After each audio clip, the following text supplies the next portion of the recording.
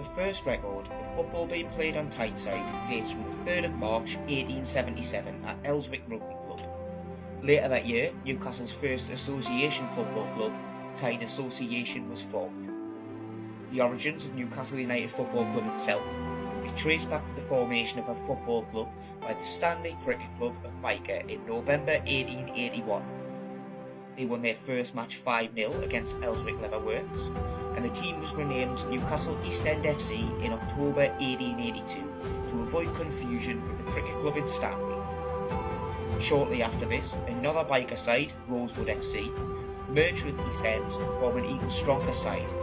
Meanwhile, across the city, West End Cricket Club began to take an interest in football as well, and in August 1882 they formed Newcastle West End FC. West End played their early football on the cricket pitch, but in May 1886 the club moved into St James's Park. The two clubs became rivals in the Northern League, and in 1889 Newcastle East End became a professional team before becoming a limited company the following March.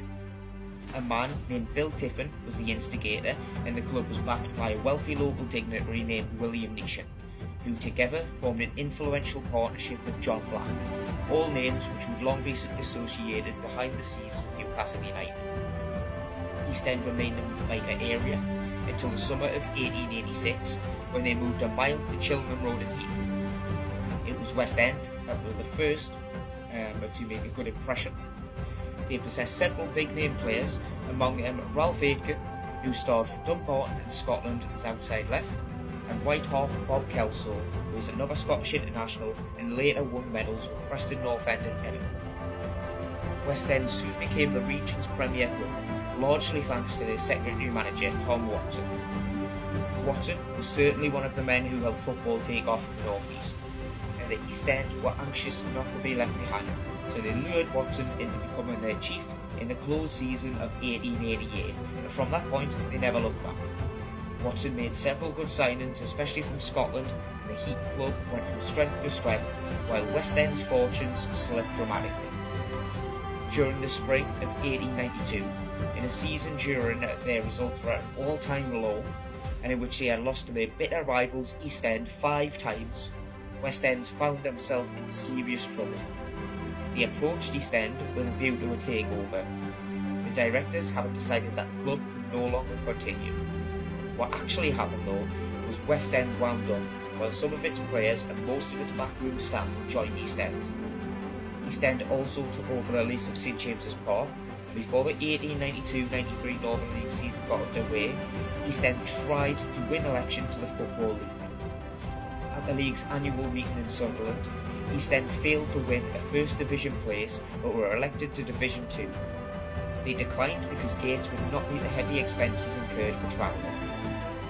Northern League matches attracted little support at the time, and East End officials became dismayed at the lack of interest in their club and the game as a whole. By December 1892, they decided to give the club a new name and a new image.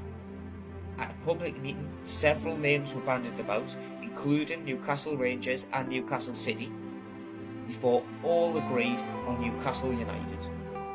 The FA agreed to the name change on the 22nd of December that year, but the new title was not legalised until the 6th of September 1895, when Newcastle United Football Club was constituted.